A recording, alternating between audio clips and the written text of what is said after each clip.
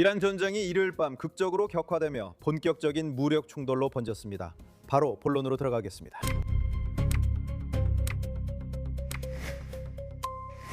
RX 헤즈볼라가 국경을 넘어 이스라엘인을 공격했고 이어서 이스라엘이 베이루트의 다히에 지역을 공습했습니다. 그 후 이란이 베이루트 공습에 대한 보복으로 개입하여 이스라엘을 향해 총 24발의 탄도미사일을 발사했습니다. 후티 반군도 개입해서 월요일 아침 일찍 이스라엘을 공격했습니다. 이스라엘은 군사기지, 트럭 기반 미사일 발사대, 그리고 이란의 석유 화학 공장을 포함해 반격을 가했습니다. 해당 시설은 탄도미사일 재료를 생산한 것으로 알려집니다. 이후 긴장 완화를 위한 노력이 있었고 도널드 트럼프 대통령은 양측이 물러서 멈추라고 했습니다. 그리고 지금 우리는 다시 한번 깨지기 쉬운 휴전 상태에 있습니다. 후티 반군이 이스라엘을 계속 공격하고 있습니다. 곧 그 부분을 이야기하겠지만 이곳은 정말 정신없는 시간이었고 모두 합쳐도 12시간에 불과합니다. 맞아요. 아시다시피 1년이 조금 넘은 지난 6월에 우리는 12일 전쟁을 겪었습니다. 그리고 어젯밤이나 일요일 밤, 월요일에는 12시간 전쟁이 있었던 것 같습니다. 그때는 우리가 다시 큰 충돌로 이어질 수도 있겠다는 느낌이 들었습니다. 트럼프 대통령의 휴전 선언 이후 처음으로 이란이 이스라엘에 탄도미사일을 발사해 상황이 크게 고조됐습니다. 그들은 하이파와 텔아비브 대도시 지역을 포함해 이스라엘을 향해 24발의 탄도미사일을 발사했습니다. 그리고 휴전 이후 처음으로 이스라엘이 이란 깊숙한 곳까지 보복 공격을 했습니다. 말씀하신 것처럼 이스라엘이 에너지 관련 시설을 타격할 수 있다는 것을 보여주듯 석유 화학 시설에 타격이 있었습니다. 이것이 탄도미사일 생산과도 관련이 있을 수 있다고 말씀하셨습니다. 아마도 이곳은 이란이 탄도미사일용 연료나 심지어 고체 연료를 생산하는 공장 중 하나였을 수도 있습니다. IRGC 수뇌부에 대한 표적 암살과 미사일 방어 시스템에 대한 공격이 있었다는 보고도 있습니다. 어떤 인물들인가요?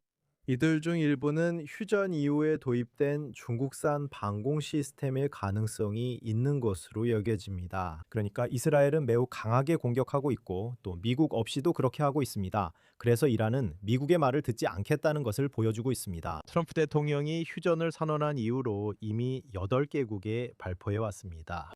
이스라엘도 트럼프 대통령의 경고를 무시하고 자국의 주권을 지켜야 한다는 것을 인식하고 있습니다. 그리고 트럼프 대통령이 특별히 허락하지 않더라도 이스라엘은 이란 깊숙한 곳의 전략적 표적을 타격할 의지가 있습니다. 그리고 트럼프 대통령이 미국의 지원을 주지 않아도 왜 지금 이런 일이 일어났는지 이야기하고 싶습니다. 이스라엘이 베이루트의 다히에 지역을 공격했지만 헤즈볼라는 지난 몇 주 동안 거의 매일 북부 이스라엘을 공격해왔습니다. 이스라엘도 보복해왔죠. 다히에 지역이 왜 특별해서 이란이 위협까지 했을까요? 일요일 밤 이란은 이스라엘과 우리에게 하늘을 보면 무슨 일이 일어날지 알게 될 거라고 했습니다. 그리고 이란이 공격했죠. 그럼 다히에가 왜 그들에게 특별한가요? 그들은 다와를 헤즈볼라 지휘 통제의 중심지로 만들어 놓았습니다.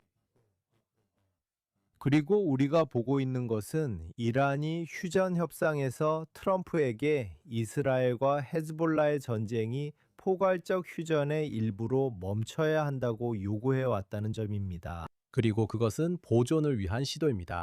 이란은 자신들의 가장 전면에 나서고 가장 강력한 대리 세력인 헤즈볼라가 살아남아 이스라엘에 대한 직접적인 위협으로 남아있기를 원합니다. 그래서 그들은 트럼프에게 이스라엘을 제재하고 이스라엘이 헤즈볼라의 새로운 본부를 공격하지 못하게 하라고 요구하고 있습니다. 이것이 지금 벌어지고 있는 일입니다. 그리고 그 결과로 여러분이 본 것, 특히 지난 24시간 동안 예엘 라이더 대사가 있었습니다. 그리고 아마 우리가 X에 올라온 이 게시물을 보여줄 수 있을 텐데 여기서 그는 헤즈볼라와 이스라엘 간의 갈등을 미국과 이란의 갈등과 분리하려고 하고 있습니다. 하지만 사실 이 두 갈등은 완전히 연결되어 있죠. 그렇지 않습니까? 왜냐하면 헤즈볼라는 좋든 싫든 이란의 대리 세력이기 때문입니다. 그리고 여기서 기본적으로 우리가 본 것은 헤즈볼라와 이스라엘 사이에 있었던 이 공격들보다도 더 이전으로 시야를 넓혀서 봐야 한다는 점입니다. 이 공격들이 일종의 전조였죠. 하지만 트럼프 대통령이 휴전을 선언한 이후로 실제로 무슨 일이 벌어지고 있었을까요? 시야를 넓혀서 그 6주 전으로 돌아가 보면 우리는 무엇을 보았을까요? 우리는 이스라엘과 미국이 이란을 완전히 강타하는 모습을 보았습니다. 그들은 최고 지도자를 제거했고 IRGC의 고위 지휘관들도 제거했습니다. 그들은 미사일 방어망과 방공망을 타격했습니다. 미사일 생산 시설도 공격했고 모든 주요 핵시설을 타격했습니다. 그리고 이란은 중동 전역의 11개국에 탄도미사일을 발사하며 반격했습니다. 그중 많은 미사일이 이스라엘로 향했지만 전부는 아니었습니다. 사실 이스라엘보다 아랍에미리트와 다른 나라들로 더 많은 미사일이 발사된 것 같습니다. 그리고 모든 동맹국들이 보여준 것은 그들이 이란의 모든 공격을 견딜 수 있다는 것이었지만 이란은 완전히 두들겨 맞고 있었습니다. 그래서 그 6주가 끝났을 때 만약 그 시점에서 갈등을 평가한다면 분명히 이렇게 말할 수 있을 겁니다. 이란이 이 싸움에서 분명히 패배한 쪽이라는 것을요. 미국과 이스라엘이 일찍 끝냈고 계속해서 이란을 더 몰아붙일 수도 있었다는 많은 분석이 있었음에도 불구하고 말이죠. 하지만 이후 휴전이 선언됐고 트럼프가 6주 후 원했던 것이 분명했습니다. 정권은 여전히 그 자리에 있었습니다. 트럼프는 자신이 누구와 이야기하고 있는지 그 정권이 실제로 분쟁을 끝내기 위해 얼마나 절박한지 보고 싶어 했습니다. 그들이 핵 야망을 포기할 의지가 있는지 분쟁의 영구적인 종식을 대가로 호르무즈 해협을 개방할 의지가 있는지 알아보고 싶었던 겁니다. 그리고 잠재적으로 모든 피해 복구를 위한 자금 지원 가능성도 보류했던 겁니다. 하지만 트럼프가 그 휴전을 선언한 이후로 우리는 어떤 모습을 봤습니까? 이란은 분쟁에서 자신의 입지를 되찾으려고 하고 있습니다. 그러니까 전쟁 중에는 이란이 밀리고 있었죠. 이 협상 기간 동안 이란은 트럼프 대통령에게 자신들이 그를 상대로 전략적으로 움직일 의지가 있다는 것을 분명히 보여주고 있습니다. 그들은 계속 한 걸음 앞으로 나아갔다가 다시 한 걸음 뒤로 물러섭니다. 뭔가 해협을 열 의지가 있는 것처럼 보이기도 하지만 결국 그렇게 하지 않죠. 그러다가 그들은 호르무즈 해협을 지나가는 페르시아만의 선박들을 향해 발포하기도 합니다. 그리고 지금 보면 휴전이 선언된 이후로 실제 전투에 있었던 시간보다 더 오랜 시간이 흘렀다는 것을 알 수 있습니다. 그리고 이란인들은 협상에서 트럼프를 바보로 만들려고 하고 있습니다. 그리고 이게 이상한 게 대통령이 과거에 여러 번 말했고 우리가 이 프로그램에서 이야기했던 것처럼 트럼프는 이란인들이 전쟁에서는 한 번도 이긴 적이 없지만 협상에서는 한 번도 진 적이 없다고 인정한 적이 있습니다. 그리고 그들은 이번 협상에서 그를 이기려 합니다. 그래서 최근에 일어난 일은 제 생각에 그들이 정말로 대통령을 굴욕적으로 만들려고 하고 있다는 겁니다. 그리고 그들은 어떻게 그렇게 하고 있을까요? 첫 번째로 약간씩 긴장을 고조시키는 겁니다. 예를 들어 호르무즈 해협을 통과하는 선박들의 통행을 어렵게 만들고 미국의 봉쇄를 시험하고 이란 선박을 카르그 섬 쪽으로 보내는 식이죠. 그 선박은 결국 미 해군에 의해 무력화되었습니다. 알겠습니까? 그리고 그에 대한 보복으로 이란은 바레인에 있는 석유 시설을 향해 발포하고 또한 쿠웨이트 국제공항에도 공격을 가했습니다. 그리고 그들은 드론으로 그곳을 공격해 터미널에 심각한 피해를 입혔고 한 명이 사망했습니다. 그리고 동시에 그들이 해온 일은 그들의 주요 대리 세력인 헤즈볼라를 이스라엘에 대해 지속적으로 도발하도록 압박하는 것이었습니다. 그리고 이스라엘이 단순히 보복하는 것뿐만 아니라 보복의 수위를 높일 수밖에 없는 상황으로 몰아넣고 있습니다. 왜냐하면 이스라엘의 교리가 바뀌었기 때문입니다. 그들은 이제 더 이상 눈에는 눈, 이에는 이식으로 대응하지 않는다고 말합니다. 당신들이 우리를 공격하면 우리는 그보다 10배 더 강하게 대응할 것이라고 합니다. 그래서 지금 일어나고 있는 일은 그들이 헤즈볼라의 이스라엘 공격을 이용해서 이스라엘의 보복 수위 상승을 유도하고 있다는 것입니다. 그리고 이란에서는 이렇게 말하고 있습니다. 만약 당신들이 다위야, 즉 헤즈볼라 본부가 있는 곳을 공격한다면 우리는 당신들을 공격할 것이라고 말이죠. 그리고 물론 이스라엘은 이란 영토에서 직접적인 공격을 참을 수 없습니다. 그래서 이스라엘이 다시 대응합니다. 한편 트럼프는 이란인들에게 멈추라고 말하고 있습니다. 그들은 이스라엘인들에게도 멈추라고 말하고 있습니다. 그들은 현재 이스라엘과 레바논 간의 정상화 협정이나 불가침 협정을 중재하려고 하고 있습니다. 지금은 뭐라고 부르든 간에 말이죠. 트럼프는 모두에게 멈추라고 말하고 있지만 여기서 트럼프의 바람이 이 더 큰 분쟁의 당사자들의 현실과 반드시 일치하는 것은 아닙니다. 네, 트럼프가 사적으로는 뭐라고 하는지 모르지만 공개적으로는 어제처럼 이란과 이스라엘의 즉시 발포 중단을 요구하고 있습니다. 그는 또한 이스라엘의 베이루트 공격에 대해 불쾌감을 표했습니다. 이 클립을 함께 보시죠. 방금 트럼프 대통령과 통화를 마쳤습니다. 그는 이 지역 전반의 상황 전개를 주시하고 있습니다. 그가 저에게 이란에 제안할 말을 전해줬습니다. 너희는 미사일을 발사했다. 이제 충분하다. 다시 협상 테이블로 돌아와서 합의를 이루라고 했습니다. 오늘 일찍 있었던 이스라엘군의 초기 공격에 대해서도 물어봤습니다. 그는 그 공격이 미국과 조율된 것이 아니라고 말했습니다. 저는 베이루트에서 헤즈볼라를 겨냥한 이스라엘 공격에 대해 트럼프 대통령에게 물었고 그는 만족하지 않는다고 답했습니다. 알렉스, 맞지만 트럼프가 네타냐후에게 이란을 공격하지 말라고 하진 않았어요. 곧 그 장면을 클립에서 볼 수 있길 바랍니다. 하지만 그는 양측 모두 최대한 빨리 멈추기를 원한다고 했습니다. 한번 확인해 보시죠. 우리는 아주 좋은 대화를 나눴고 그는 공격을 받았고 다시 반격했습니다. 저는 그를 탓할 수 없고 둘 다 저를 통해 멈추기로 했습니다. 그리고 우리는 어떤 방식으로든 어떤 형태로든 핵무기 등을 허용하지 않는 매우 좋은 합의의 마지막 단계에 있습니다. 그리고 해협은 즉시 열릴 것입니다. 서명하자마자 바로 열릴 것이고 그건 2-3일 안에 이루어질 수도 있습니다. 그래서 알렉스, 트럼프 대통령이 네타냐후 총리에게 이란을 공격할 경우에 대해 분명하게 말했다는 뉴스가 있었습니다. 그리고 이제 우리는 대통령이 네타냐후에게 이란을 공격하라고 한 적이 없다고 말한 것은 아니지만 잠시 후, 이 경우에는 몇 시간 후에 그는 멈추라고 말했다는 여러 영상들을 가지고 있습니다. 맞아요. 여기서 우리가 보고 있는 것은 이 전쟁이 언론과 추스 소셜 그리고 X 같은 곳의 게시물에서 어떻게 전개되고 있는지, 그리고 모든 측면에서 실제로는 비공개적으로 외교적으로 어떻게 진행되고 있는지에 대한 것입니다. 그리고 우리는 트럼프가 반드시 이스라엘이 다휘아와 베이루트에서 공격하기를 원하지는 않았지만 그럼에도 불구하고 모든 정황이 그렇게 나타나고 있다는 것을 알고 있습니다. 네타냐후는 대통령에게 헤즈볼라의 이런 도발이 계속되는 것을 다이아에 있는 헤즈볼라 본부를 공격하지 않고는 더 이상 용납할 수 없다고 아주 분명하게 설명했습니다. 그리고 또한 헤즈볼라의 능력을 무력화할수록 레바논과 실제로 정상화 합의에 도달할 가능성이 높아진다는 점도 설명했습니다. 그리고 이란에 대한 공격도 마찬가지입니다. 트럼프 대통령은 분명히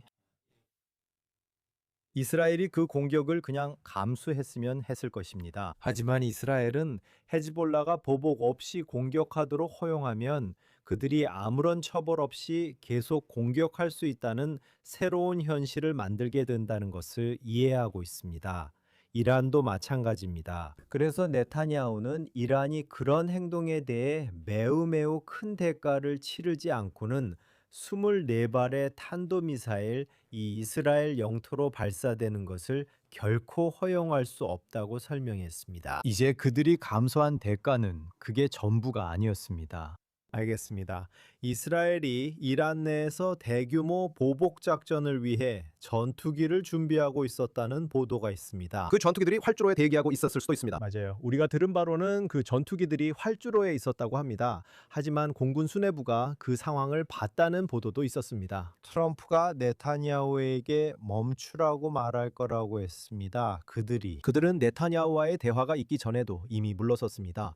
왜냐하면 그들이 허가를 받지 못할 것이라는 걸 이해했기 때문입니다. 하지만 네타냐후와 공군은 대규모 보복을 준비하고 있었습니다. 그래서 여러분이 본 이스라엘의 행동은 실제로 일어날 수 있었던 것에 비하면 다소 상징적인 것이었습니다. 저는 이스라엘이 이란과의 전면전 상황으로 다시 돌아갈 준비가 충분히 되어 있었다고 생각합니다. 하지만 트럼프가 그것을 원하지 않는다는 것은 분명했습니다. 동시에 만약 트럼프가 실제로 협상을 통한 합의에 도달하고 싶어 한다면 저는 네타냐후가 데이르 에조르 깊숙한 곳, 베이루트와 베이루트 교회 근처, 그리고 이란 깊숙한 곳을 공격한 것이 어떤 의미였는지 생각합니다. 그리고 우리는 테헤란에서 폭발이 있었고 일부 표적 암살도 있었다는 것을 봤습니다. 사실 이런 일들이 협상 타결 가능성을 더 높입니다. 이란이 이런 협상을 계속 미루면서 하려고 했던 것은 트럼프가 군사적 충돌로 돌아갈 가능성을 점점 더 낮추는 것이었습니다. 그리고 이란이 협상에서 요구 조건을 점점 더 높일 가능성이 커지게 만들었습니다. 이스라엘이 실제로 이란 정권에 직접 군사적 압박을 가할 때 그것이 이란 측을 더 두렵게 만들고 실제로 협상 테이블에 나와 합의에 서명하려 더 절박하게 만듭니다. 동시에 알렉스, 트럼프 대통령은 앞으로 2주 안에 이란에 대한 완전한 승리를 선언할 준비가 되어 있다고 말했습니다.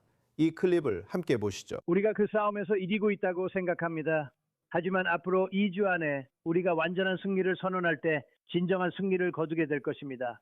그것은 완전한 승리가 될 것입니다. 아주 곧 그런 일이 일어날 것이고 유가도 곤두박질 칠 것입니다. 그래서 알렉스, 아마도 2주 안에 완전한 승리가 있을 것이고 미국의 트럼프 대통령이 다음 경기 후 며칠, 어쩌면 몇 주 안에 될 수 있다고 말하며 선언할 수도 있겠네요.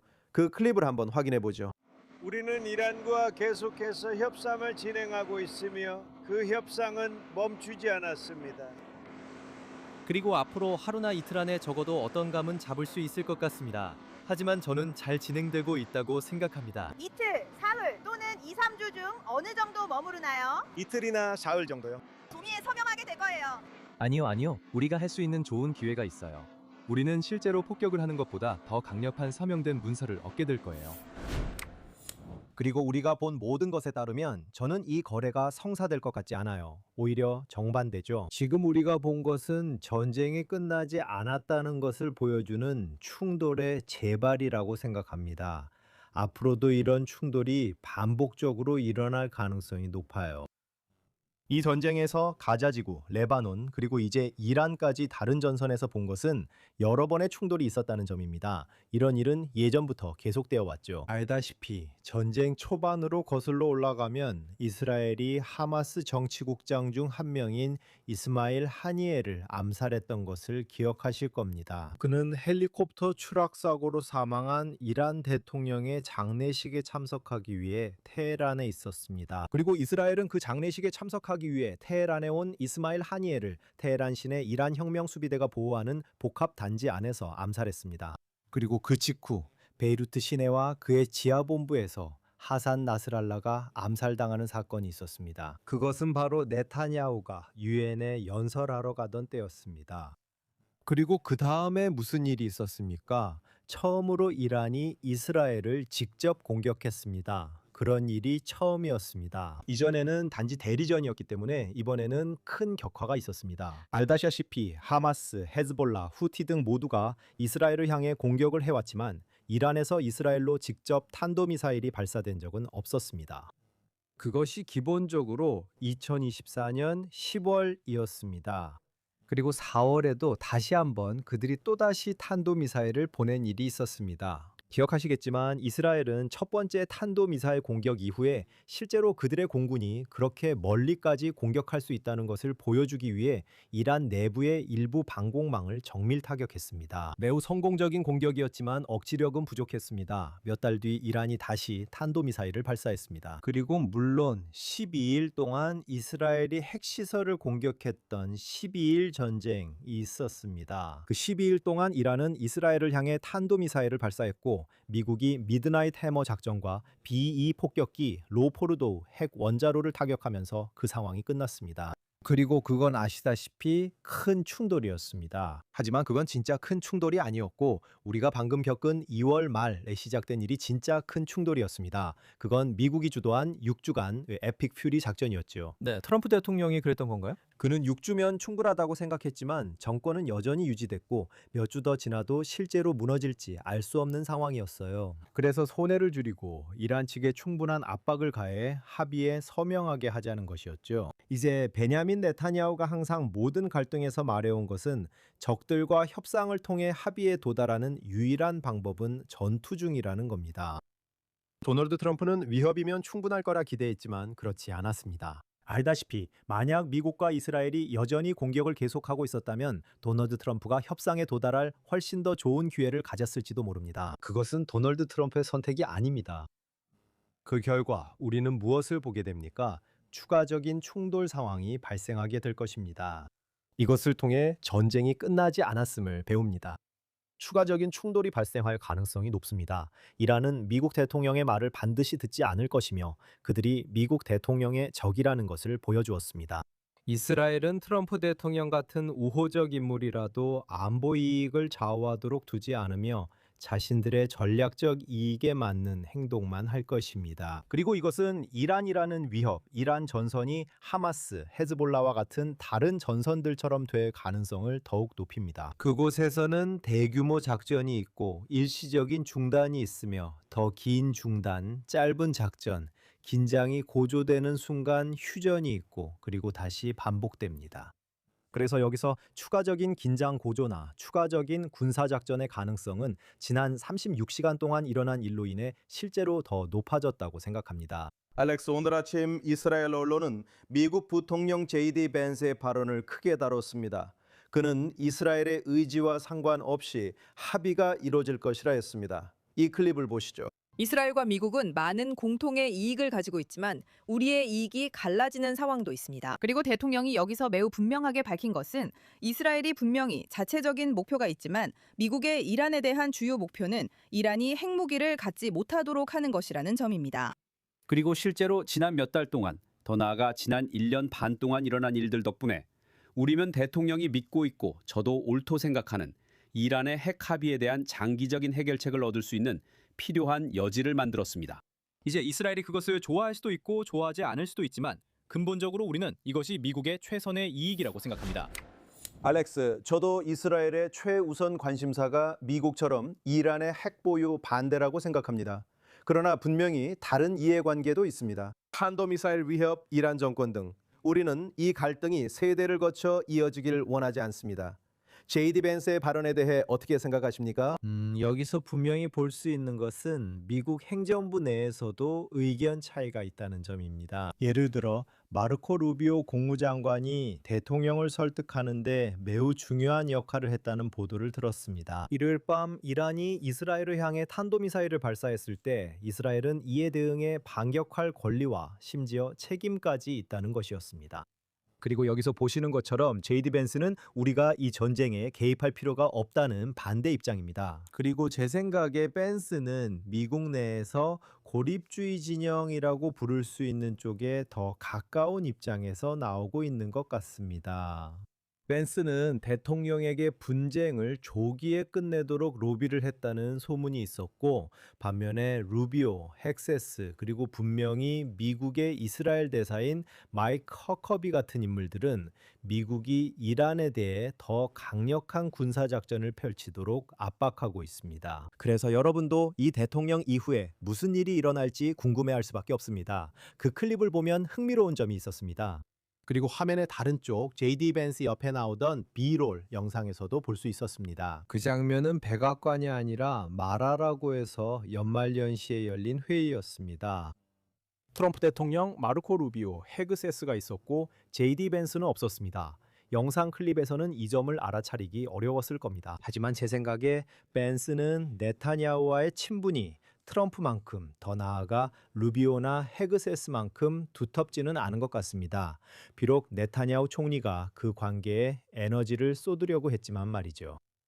하지만 행정부 내에 서로 다른 진영이 있다는 것을 알 수 있습니다. 그래서 저는 당신이 여기서 정확하게 지적하고 있다고 생각합니다. 그는 미국의 이익이 이란이 핵을 갖지 않는 것이라고 말하고 있습니다. 그것은 이스라엘의 첫 번째 이익이기도 합니다. 이스라엘이 핵을 가진 이란이 없고 이란의 테러 대리 세력이 이스라엘을 공격하지 않는 것 외에 또 어떤 이익이 있습니까? 이스라엘이 국경에 테러 대리 세력이 없고 그들이 이스라엘의 위협이 되지 않는 상황에 도달할 수 있다면 그리고 이란이 핵무기와 탄도미사일을 갖고 있지 않다면 이스라엘은 아무런 문제가 없습니다. 그 외에 이스라엘의 목표는 무엇입니까?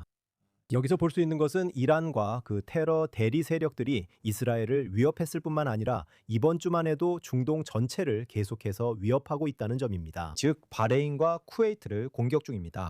우리는 바로 어젯밤에도 이란과 연계된 이라크 테러 대리 세력들이 이라크에 있는 미군 기지를 공격하는 것을 목격했습니다. 그래서 이란의 이 정권은 중동 전체를 불안정하게 만들었습니다. 이라크를 불안정하게 만들었고 시리아를 불안정하게 만들었으며 레바논도 불안정하게 만들었습니다. 가자 지구도 불안정하게 만들었고 예멘도 불안정하게 만들었습니다. 그들은 아랍에미리트, 바레인, 쿠웨이트, 카타르 그리고 사우디아라비아를 향해 공격을 가하고 있습니다. 예멘의 후티 방군이 발사한 미사일이 있었는데 예멘은 이란에 의해 불안정해진 국가로 그 미사일이 이스라엘로 가는 도중 사우디아라비아에 떨어졌습니다. 그들은 호르무즈 해협의 국제 해상로를 봉쇄하고 있습니다. 이스라엘이 이란과 관련해 가지고 있는 모든 목표는 미국과 중동의 모든 다른 국가들이 함께 공유해야 할 목표입니다. 알렉스, 네, 오늘 아침 말씀대로 후티 반군이 이스라엘을 계속 공격 중입니다. 즉, 이란과 휴전이 있더라도 상황은 계속되고 있습니다. 동시에 네타냐후 총리는 어젯밤 이스라엘 TV에 출연해 만약 이란이 다시 공격을 재개한다면 이스라엘은 압도적인 힘을 사용할 것이며 아마도 막판에 철회됐던 그 계획을 실행할 수도 있다고 말했습니다. 지난 24시간 동안 이란과 헤즈볼라는 우리에게 새로운 셈법을 강요하려 했고 이 셈법은 내게 도저히 받아들일 수 없고 용납할 수 없는 것입니다. 그들은 레바논과 이란에서 이스라엘을 공격해도 우리가 대응하지 않을 거라 생각했습니다. 그런 일은 일어나지 않았고 내 임기 동안에도 절대 일어나지 않을 것입니다. 저는 네타냐후가 트럼프가 느끼는 것과 같은 방식으로 공경에 처해 있다고 생각합니다. 국내적인 고려 사항을 아주 면밀히 살펴봐야 합니다. 트럼프 대통령의 경우 왜 그는 6주간의 선거운동 동안 보여줬던 강경함에서 물러서고 있는 걸까요? 그는 이란 정권의 종말이 올 것이라고 말했고 이란 국민들에게 자유의 순간이 도래했다고 선언했습니다. 저는 그가 비핵화된 이란과 다른 이들이 이끄는 이란을 만들기 위해 정말 최선을 다했다고 생각합니다. 그런데 무슨 일이 있었던 걸까요? 이란인들은 중동의 다른 모든 국가들을 겨냥해 공격하는 매우 영리한 전략을 사용했다고 생각합니다. 그들은 이런 방식으로 트럼프 대통령에게 전쟁을 멈추라는 압박을 가하고 있습니다. 이란이 호르무즈 해협을 봉쇄해서 페르시아만에 있는 모든 국가들과 페르시아만에서 나오는 석유에 의존하는 전 세계 다른 나라들에게 경제적 압박을 가하고 있습니다. 이란이 에너지 인프라를 타격하겠다고 위협했습니다. 그리고 실제로 페르시아만과 중동 주변에 있는 일부 국가들의 에너지 인프라를 타격하기도 했습니다.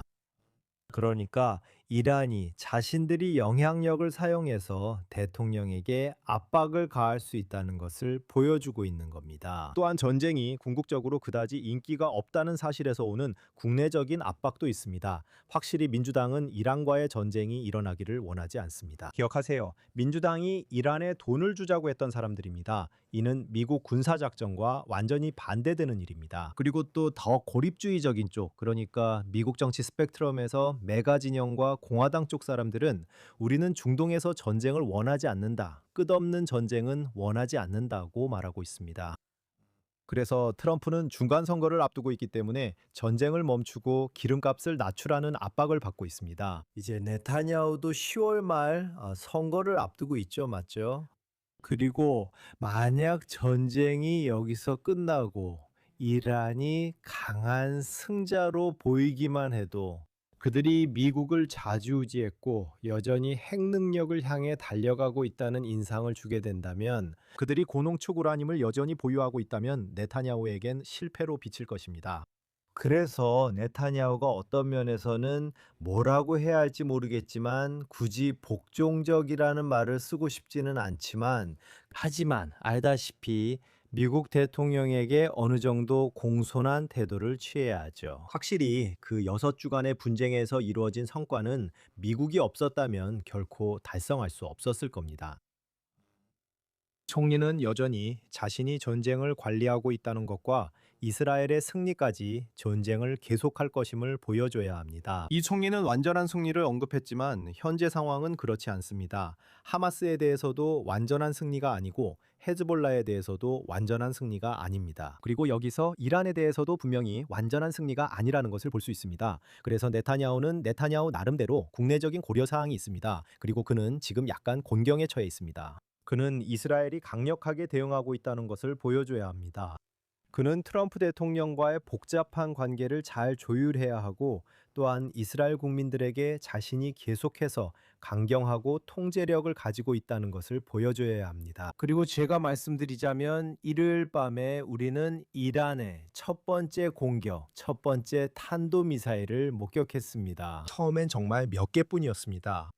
이스라엘에는 불안감이 있었습니다. 이는 이란의 탄도미사일 발사로 대피소로 들어가야 해서가 아니라 이스라엘 사람들이 그렇게 하는 것을 마다하지 않기 때문입니다. 불안감은 네타냐후의 대응 방식에 관한 것이었습니다. 제가 말하자면 제가 평소에 소통하는 모든 채널의 사람들 모두가 네타냐후가 반드시 대응해야 한다고, 네타냐후가 지금 당장 대응해야 한다고 주장하고 있었습니다. 네, 그리고 이것이 그 일부입니다. 이런 전쟁을 다루는 데 있어서의 문제 중 하나는 우리가 24시간 내내 멀티미디어와 소셜미디어 뉴스 사이클 속에 있다는 점입니다. 여기서는 모두가 첫 번째로 탄도미사일과 그 움직임을 볼 수 있습니다. 그리고 또 트윗, 소셜미디어 게시물, 언론 인터뷰, 그리고 모든 해설자들도 모두 실시간으로 상황을 보고 있습니다. 텔레그램, 왓츠앱 그룹, X 등에서 모두가 지금 당장 무슨 일이 일어나야 하는지 이야기하고 있습니다.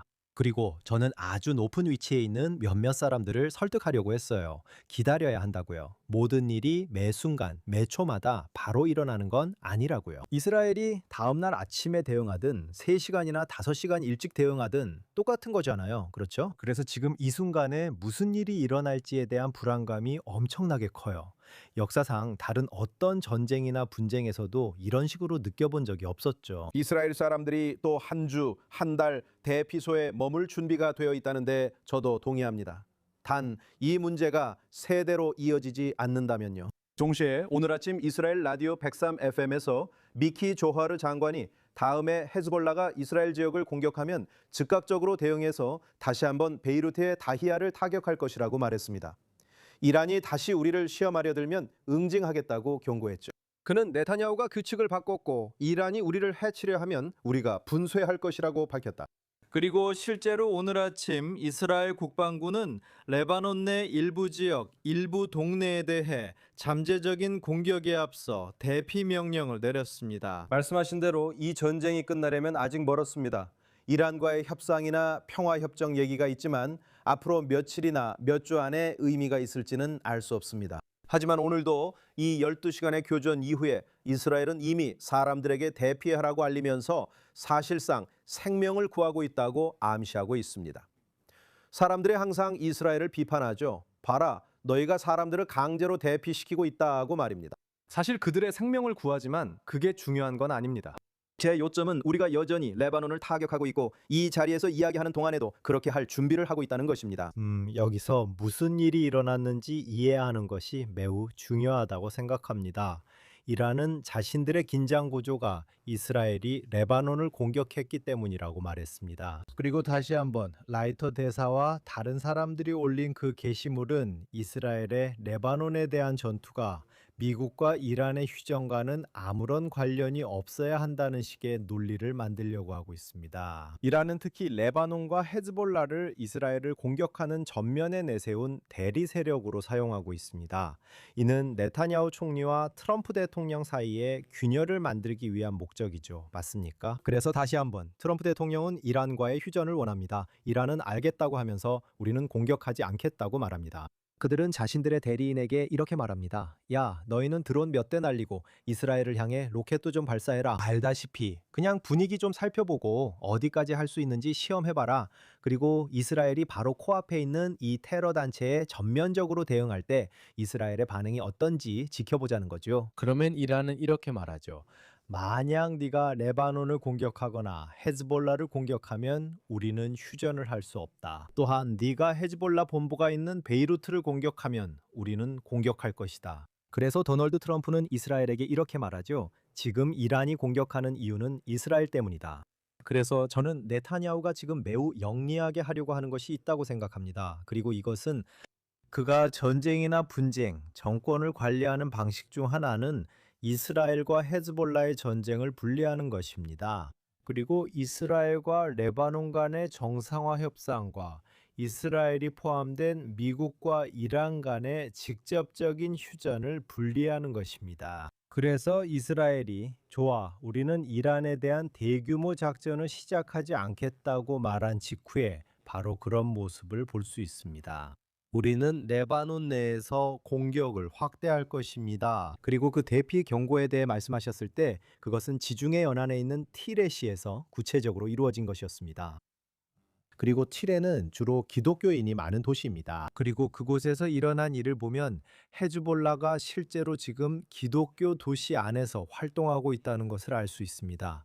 그 이유는 몇 가지가 있습니다. 첫 번째 이유는 그들이 이스라엘이 기독교 도시 안에서는 공격하지 않을 거라고 생각하기 때문입니다.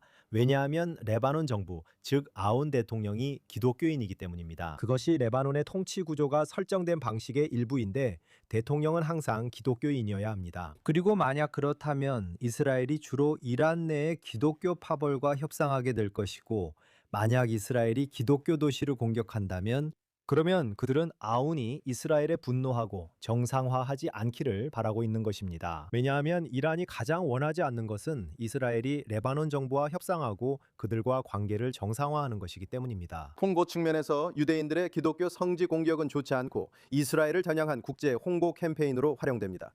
우리가 중동에서 기독교인들에게 무엇을 하는지 보라는 메시지입니다. 참고로 기독교인들은 중동 다른 나라보다 이스라엘에서 더 잘 살고 있습니다. 맞아요. 그래서 이스라엘이 기독교인들에게 작전을 해야 하니 이해해달라, 집에서 나와라, 당신들이 죽는 걸 원하지 않는다고 말하는 이유 중 하나입니다. 우리가 하고 싶은 것은 테러 조직의 기반 시설을 제거하는 것입니다. 왜냐하면 우리는 헤즈볼라가 하마스처럼 지하에 터널을 건설하는 것을 여러 번 봐왔기 때문입니다.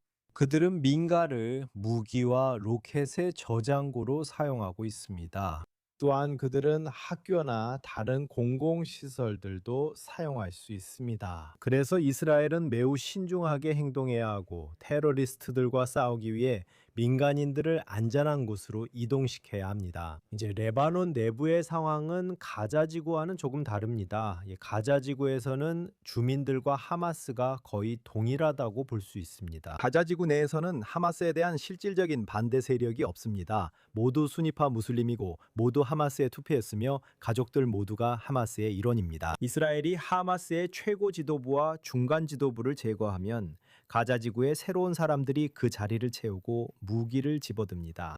레바논 내부에서는 상황이 다릅니다. 헤즈볼라는 시아파 테러 조직입니다. 이란 시아파는 헤즈볼라를 지지하지만 인구의 약 3분의 1에 불과하며 수니파 무슬림도 약 3분의 1이지만 헤즈볼라를 지지하지 않습니다. 그 나라 인구 3분의 1은 기독교인으로 헤즈볼라를 지지하지 않습니다. 그러니까 레바논의 기독교인들과 수니파들에게는 이스라엘이 헤즈볼라를 더 약화시키는 것이 사실상 그들의 최선의 이익입니다. 알렉스, 이 나라는 지루할 틈이 없어요. 늘 뭔가 일어나요.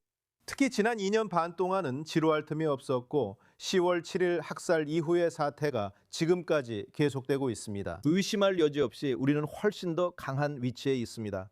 그리고 앞으로도 헤즈볼라든 하마스든 이란이든 우리를 위협하는 모든 세력에 맞서 이 위협을 잠재우기 위해 이런 작전을 계속 확대해 나가기를 바랍니다. JNS TV 예루살렘 미닛을 계속 시청해 주세요. 이번 특별판은 JNS 뉴스 특파원 조시 헤스턴과 CEO 알렉스 트레이먼이 함께했습니다. JNS TV에서 제공하는 모든 놀라운 컨텐츠를 꼭 확인해 보시기 바랍니다. 슈퍼 땡스도 눌러주시고 구독도 해주시고 지금 그 어느 때보다 더 많은 관심 부탁드립니다. 이스라엘, 중동 그리고 전 세계 유대인 사회의 최신 속보는 jns.org에서 확인하세요.